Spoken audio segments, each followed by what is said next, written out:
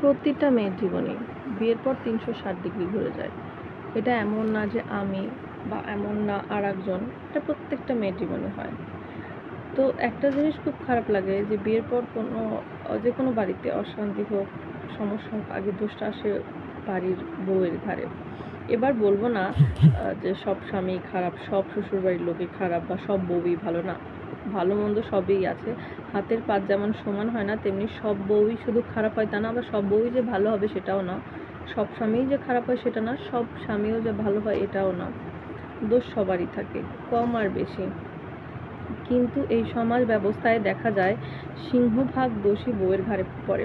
আমি দেখেছি যে এমনও আছে যেই বউটার হয়তো দোষ, কিন্তু সেই বউটার হয়তো অনেক গলাবাজি করতেছে, টাকার অনেক জোর আছে, স্বামীকে কন্ট্রোলে রাখতে পারে, এটা তার যোগ্যতা অবশ্যই।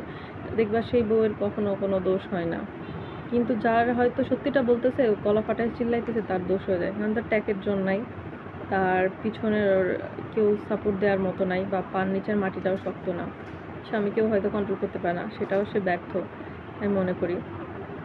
কিন্তু অনেকেই আছে যে দোষও করে, আবার পণ্ডিতের মতো কথাও বলে, আমি ন্যায় নিষ্ঠাবতী, আমি সত্যবতী, সত্যা, প্রতিব্রতা, আমার মতো মানুষই হয় না। মানুষজন তারই আবার ভালো বলে, ভালো চোখে দেখে। আবার অনেকের শ্বশুরবাড়ির এমন ব্যবস্থা যে শুধু দোষ হইলে, কোনো সমস্যা হলে ওই বউয়ের ঘাড়েই দোষ হয়।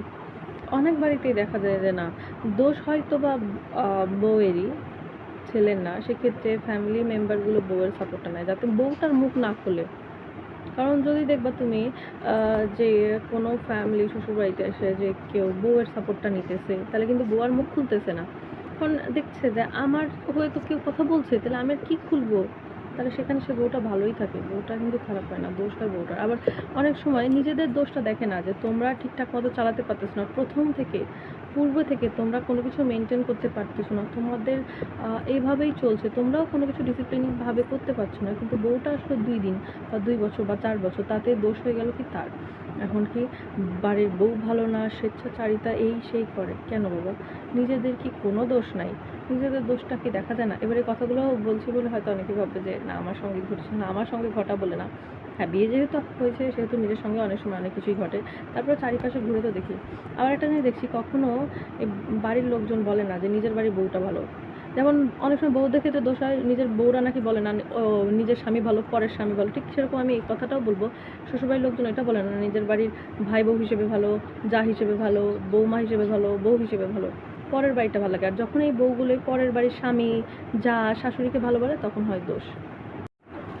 বাড়ির বউকে বলা হয় হয়তো সে সামাজিক না, এক সেরে, এক ঘরে, বা এরকম অনেকেই বলে। কারণ কি, যে বউটা দেখবা মিশতে পারবে না কারোর সঙ্গে, ওরকম হয়তো কি, সবাই তো আর ওইরকম চট করে খুব সবার সঙ্গে মিশতে পারে না। অনেকে আছে যে একা একা বড় হয়েছে, সবার সঙ্গে মিশতে পারে না।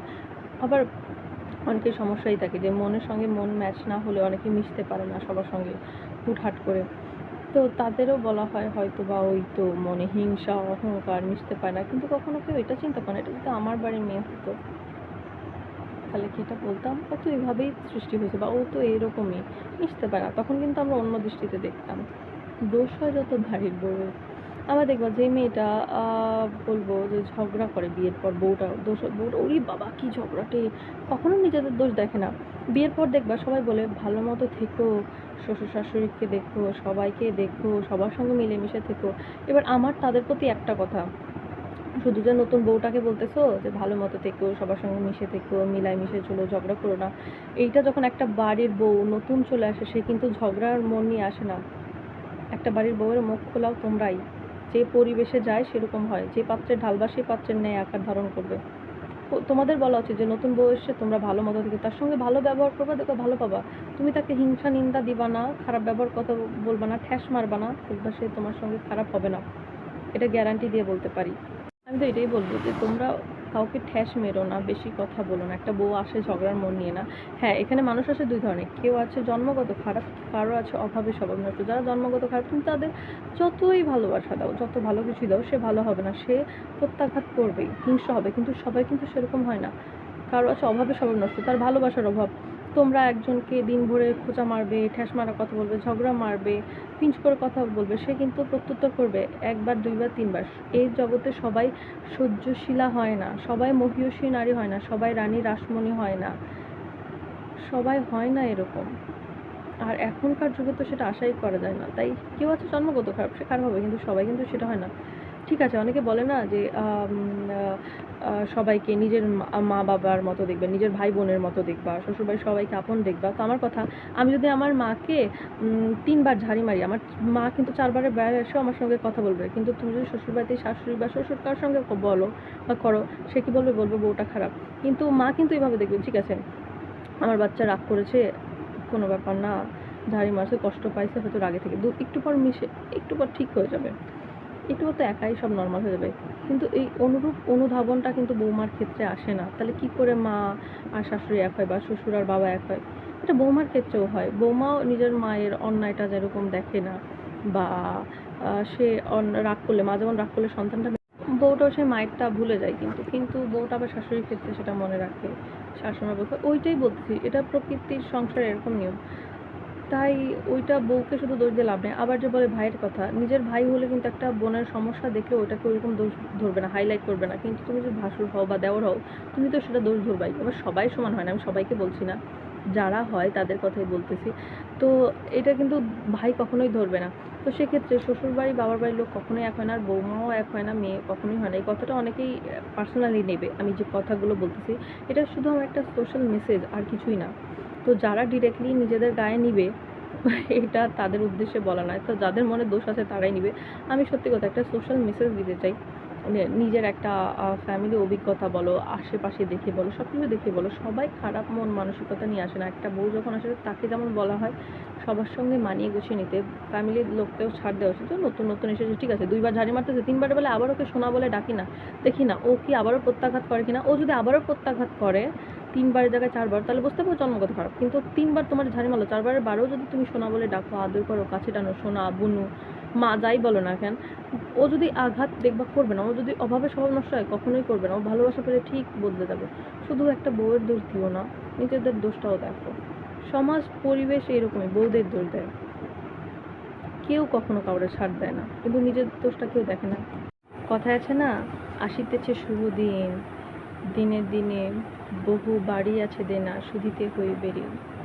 তুমি আজকে বড়, তুমি আজকে সময় পেয়েছো, বলছো অনেক কথা, এগুলো কিন্তু ফেরত আসবে। তুমি যাকে যা দিবে সব ফেরত আসবে, অভিশাপ দিতে হয় না গো। তুমি বেশি কথা বলবা, কষ্ট কিন্তু ফেরত ওই হাইটা লেগে যাবে। আর আজকে এইসব কথা বলছি, তোমাদের গায়ে জোর আছে, অনেকে এটা নেগেটিভ সাইডে নিবা, ঝগড়া করবা হয়তো, এগুলো হাঁক ছেড়ে হাড়ে করে তেড়ে আসলে। কখনো চিন্তা করে দেখো, তুমি যেটা হয়তো আরেকজনের সঙ্গে করছো, সেও কারো বাড়ির বোন, কারো মেয়ে, কারো সন্তান। তোমার মেয়ে হলে তুমি এমন করতে পারতে?